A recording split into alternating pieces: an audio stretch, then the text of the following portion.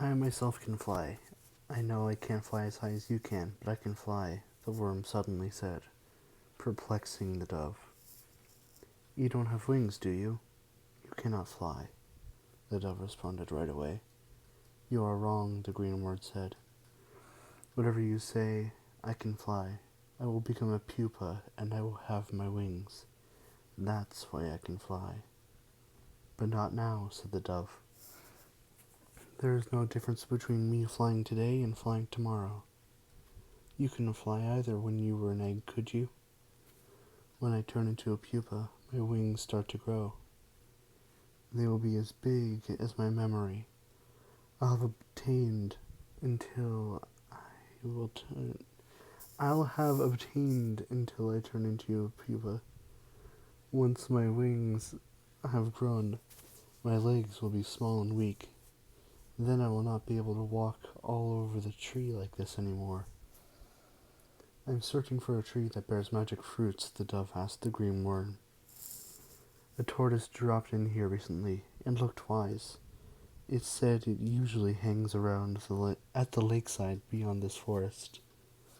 It probably knows something about it. The tortoise may be wise, but it has to be locked up inside its carapace. How pitiful. It will never have wings either. Its memory will not change into anything. The tortoise gets older. So does its memory. Far, far away, just beyond the forest, the dove found a lake shining under the light of the sunset. On arriving at the lake, the dove came across the tortoise that appeared to be wise. The tortoise said, It's good to have a carapace. This thing has enabled me to survive a lot of dangers.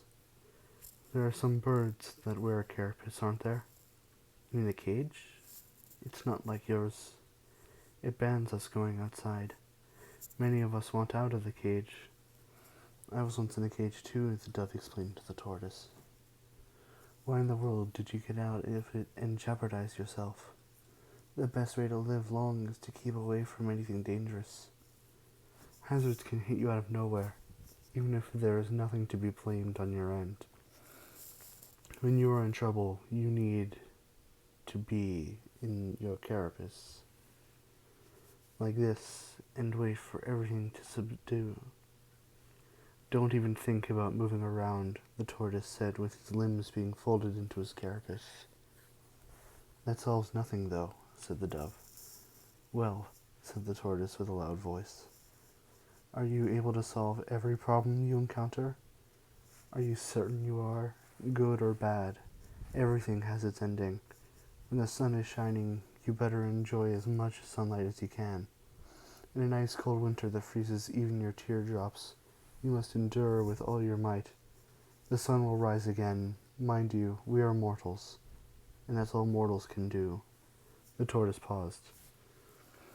A strange wind has begun to blow.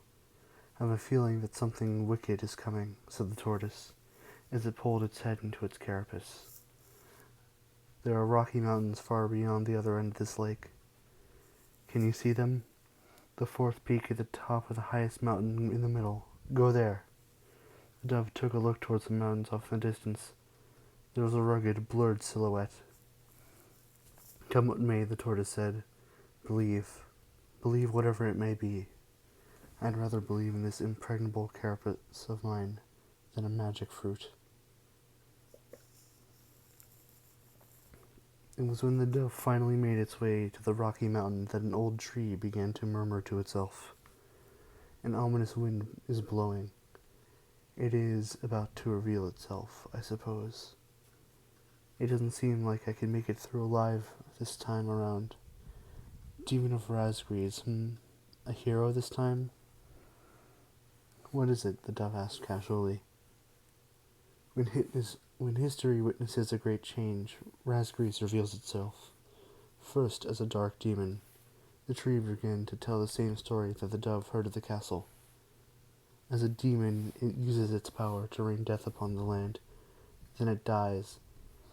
However, after a period of slumber, Raspberries returns. This time, it's a great hero. Hero? Demon? "What does it do?" the dove asked. "When I saw it for the first time, I was young and thin. I had fewer branches then.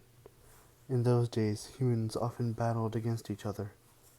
Raspberries then brought about a storm which kept raging for 70 days and kept scattering huge hailstones from above. Trees and grass perished, and nothing was left for the humans and the animals to live on. Consequently, this soil became desolate. All living things died, one after another. Friends of my kind, four-legged beasts, humans, and birds like you. Everything in this land was deprived of breath in the end. Raspberries killed none other than itself. Shortly after, this place became a bare mountain, as you see. So it was an evil being, wasn't it? The dove asked. Nay, the old tree answered, as if it was uncertain itself. It breathed out and took a deep breath in. The story still continues. After a long, long time passed since the land had died out, a traveler came to this land. The traveler cured those who suffered from the disease, resurrected the rotted soil, gathered all those people who sheltered themselves away from here, and found a village in a town. Founded a village in a town. The rivers were refilled with water. The soil became a wheat field. This country once again flourished. Thereupon, the traveler decided to leave this country. The villagers were far from happy about this. At the moment of departure, they heard the traveler say, "I am Raspberries." This marks the end of the story. "I am here in pursuit of a tree that bears magic fruits," the dove finally said to the old tree. "All right, there are a few fruits left for me to give. You can take one, though. By the way, have you any idea what this is called magic fruit? Why this is called magic fruit?"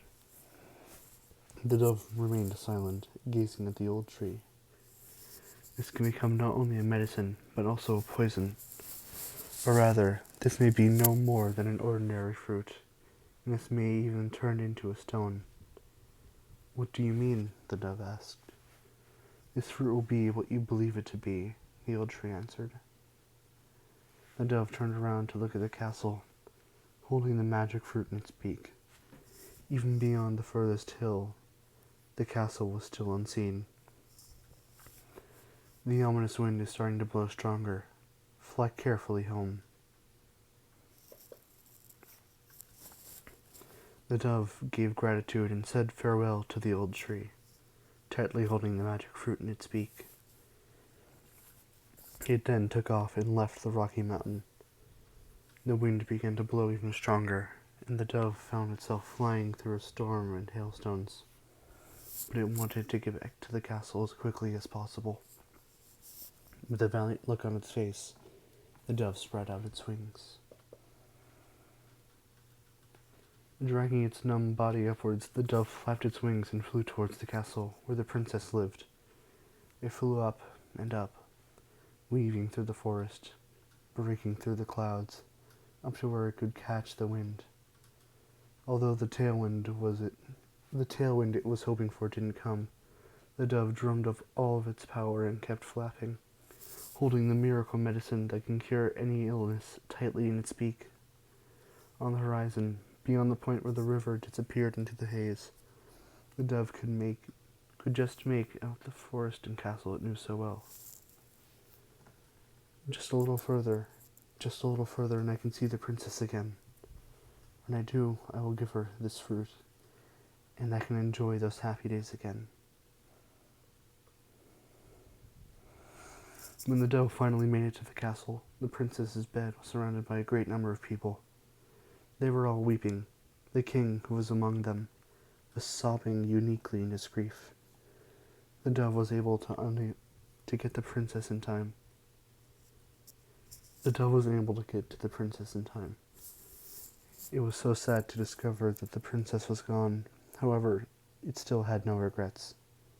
It had no regrets because it saw how peaceful and calm the princess looked, lying on her bed. It knew while it was away, the princess held on to hope and continued to live in her pure innocence. The dove, weary after its journey, decided to sleep for a little while. The following morning, upon entering the room, the nursemaid found the dove's body resting in peace beside the princess's. She twisted her face in surprise and said in a very loud voice, "Oh my, is this her little dove? How come? He was injured and couldn't flap since then. These wings were certainly deformed and disabled. How did it set off and even come back? What a surprise!" The dove was still holding on the fresh fruit of Orion poplar in its beak. Even after it passed away, the nursemaid decided to plant it in the middle of the garden right under the window of the princess's room. In time, it grew to be a big, thick tree with a lot of branches. It is said that from the top of the tree, the princess's room and her birdcage can be clearly seen. This is a tiny miracle story that parents' birds have told their babies atop the tree of Orion poplar. The end.